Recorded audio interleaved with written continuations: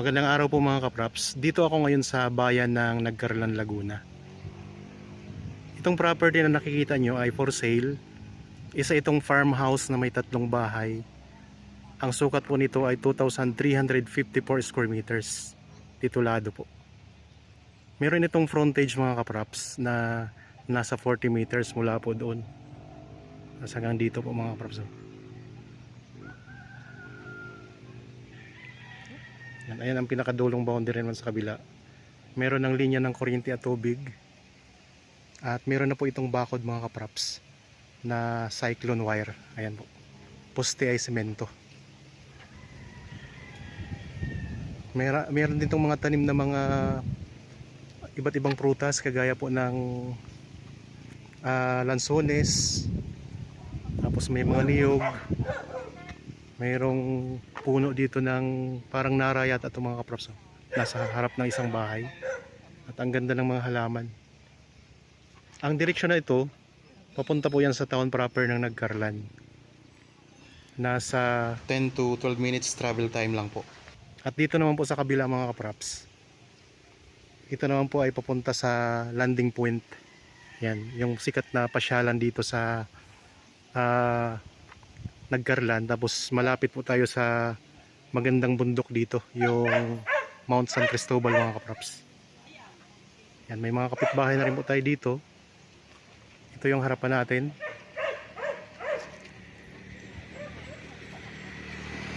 Tapos dito po may mga bahayan na rin po tayo ditong katabi. Yan.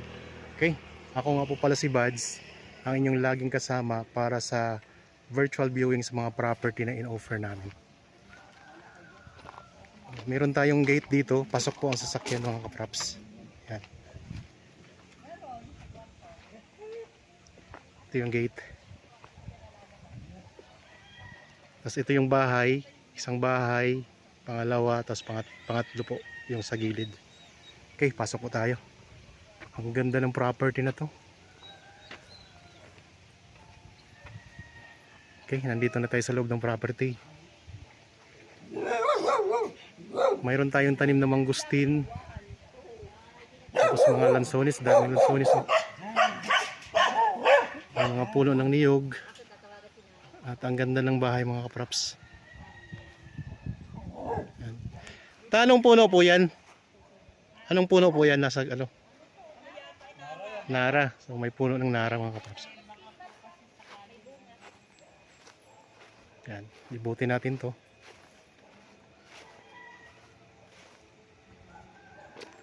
Dito sa harap ng bahay na isa, mayroong mga nilagyan nila ng graba mga kapraps. Ang ganda ng mga halaman. Yan, tingnan nyo mga kapraps. Tapos Carabao grass na rin, oh. May mga ano rin na Carabao grass, tanim, ang ganda. Itong bahay na to, ito'y ang ginawa ng may-ari nito, tulugan para sa mga bisita. Tapos dito nakatira yung may-ari ng property mga kapraps sa kabila. Ganda pa na yung design ng bahay. Ganda dito sa harap mga kapraps nitong isang bahay, oh. May mga tanim na alukarya at ang ganda ng mga halaman.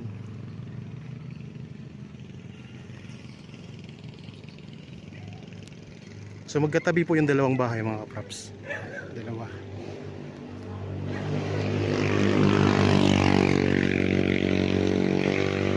Dito sa gilid, ang ganda ng mga halaman, oh.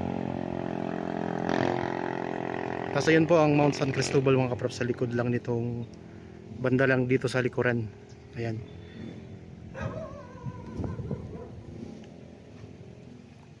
So kung interested kayo sa property na ito, ano pang hinihintay ninyo? Ang ganda nito.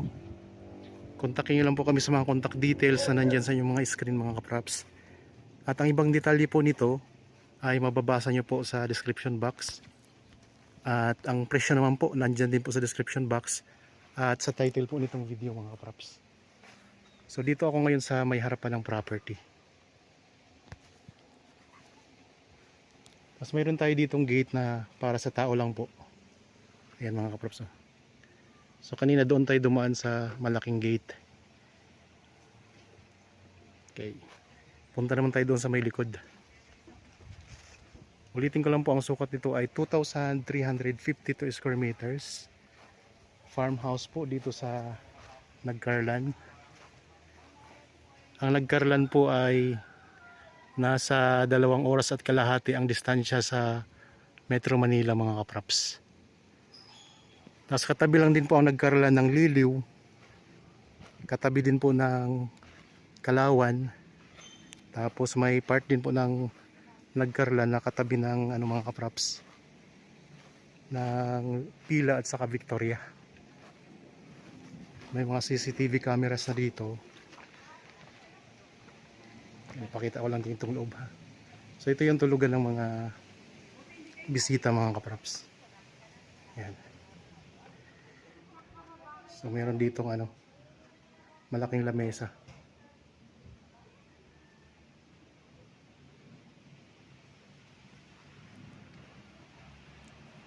Iot ko lang ang camera dito. Ang aliwalas, mga kaprops, oh.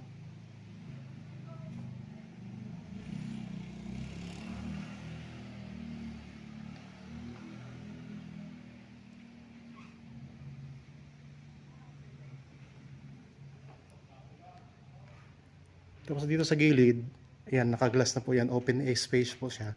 Tapos nakaglass na po. Meron tayong balkonahe dito. Ayan.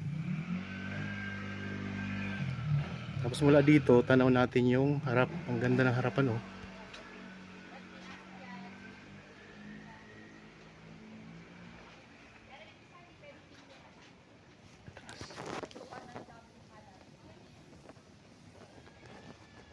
Yan, ito yung tinitirahan ngayon ng may-ari, mga kaprops. Yan.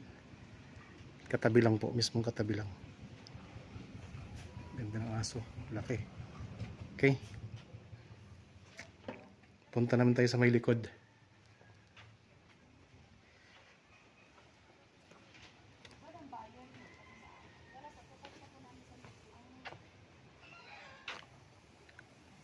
May bakod na rin po dito na pader, mga kaprop, sa gilid.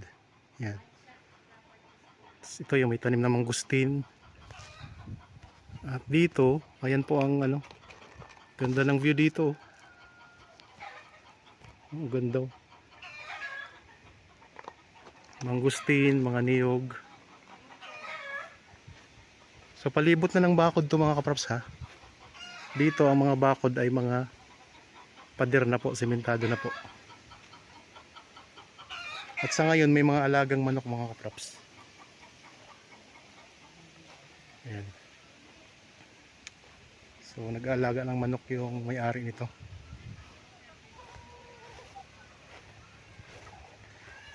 May mga dragon fruit din. Tingnan nyo, mga kaprops, ang ganda ng view dito.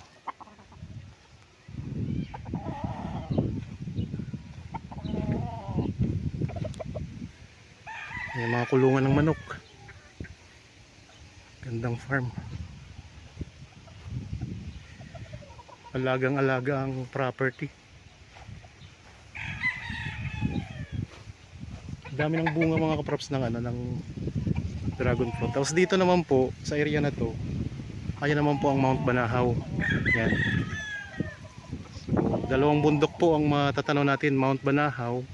Tapos dito sa kabila, Mount San Cristobal po yan, mga kaprops. Ito yung corner ng property. Yan.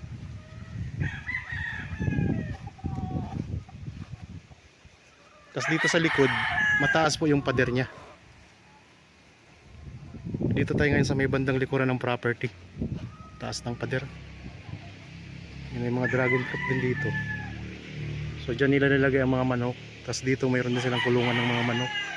Ayan. Tingnan ko lang, ha. Ganda ng pagkagawa ng kulungan.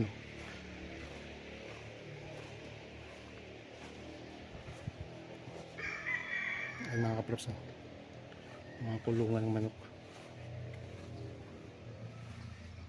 So ayan, may mga laman yung iba.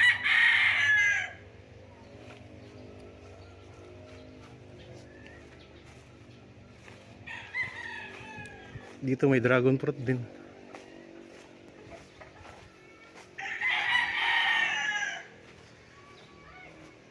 So 2,352 square meters ang buong sukat, mga kaprops, nito, ha.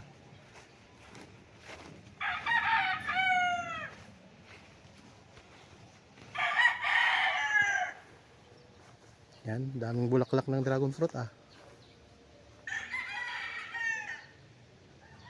Tapos ito yata ang kinapitan ng dragon fruit mga kaprops, ay parang ano to, mulberry ito. Yan. Itong puno na to, mulberry yata ito. Tapos meron tayong saging, may bunga na rin po saging. Sa likod po ito ng property mga kaprops, sa likod bandang gilid. Ayun po ang gate oh. Tapos ito guyabano.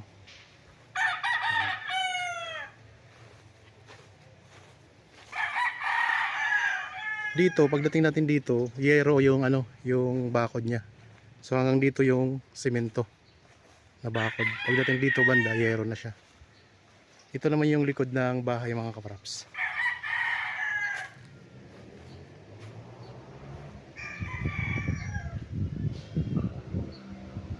So meron pa ditong nakaabang, parang dudugtungan pa yata ito mga kapraps, itong bahay na to.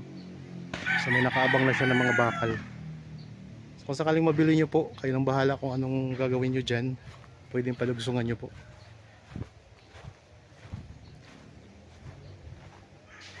Malapit lang po ito sa landing point mga kapraps ha. Tapos ito naman po yung likod. Ayan, sa gilid naman tayo. Gilid ng bandang likuran siya. Okay, balik na tayo doon sa harap mga kapraps. Ang ganda ng property. So the best pati ang view.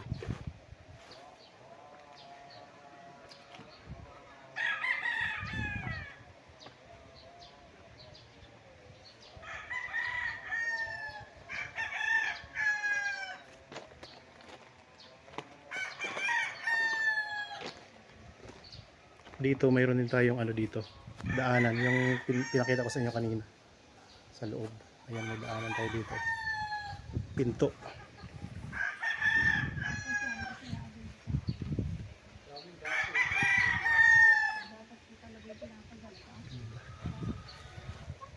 Tapos ito yung isang bahay naman, nasa likod po ang Mount Banahaw. Yung maliit na bahay nasa gilid na may tanim na mangustin. Ang dami ng bunga kahit maliit pa lang. Ganda.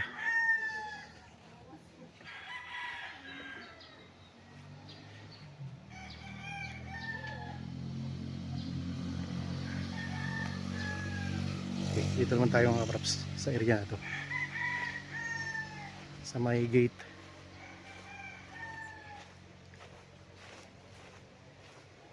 Meron tayong duyan dito.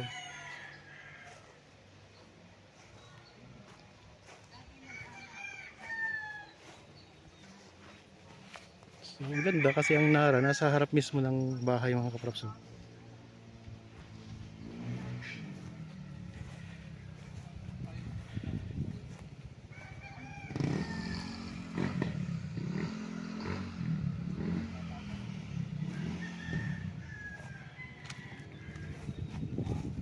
Babalikan natin itong lugar na ito dito.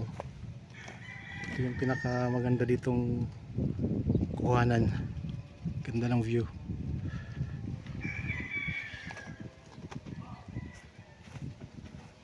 Yan, cyclone wire mga kapraps, yung bakod niya dito sa harapan.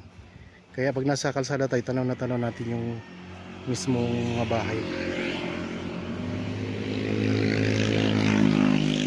So, tabing kalsada lang po ha. Ganda. Okay, ayun mga kapraps, pakita ko naman po ang aerial view nitong property.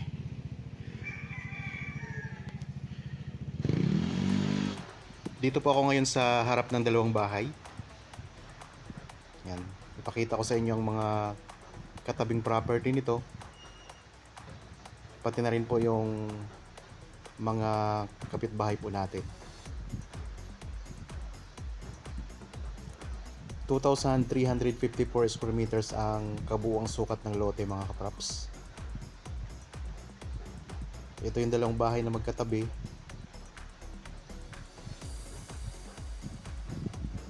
Ayun po ang bakod sa likod.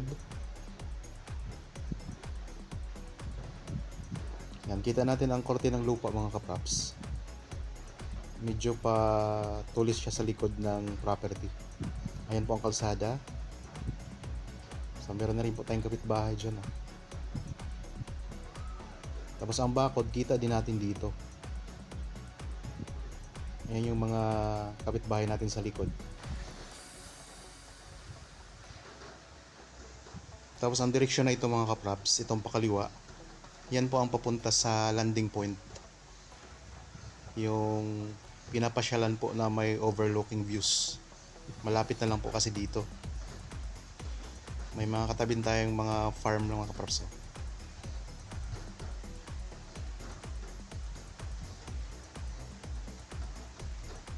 Maraming niyugan tayo na malapit din sa property.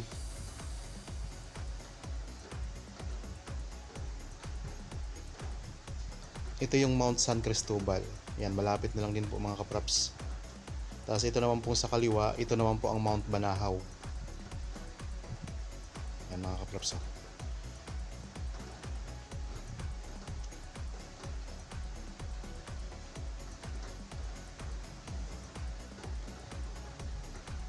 Yung kapitbahay natin. At ito yung property.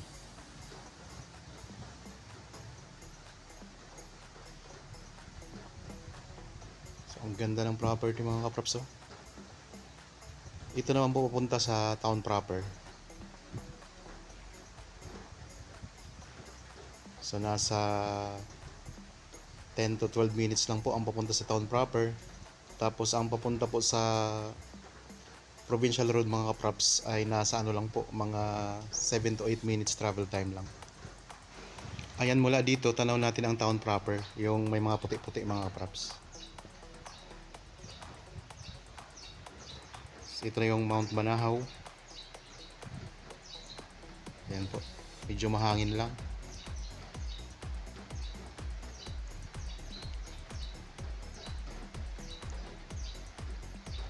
Tapos Mount San Cristobal mga kapraps.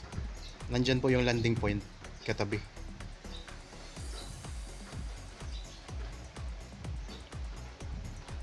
And kung interested po kayo sa property, kontakin nyo na po agad kami para mapag-usapan agad mga kapraps.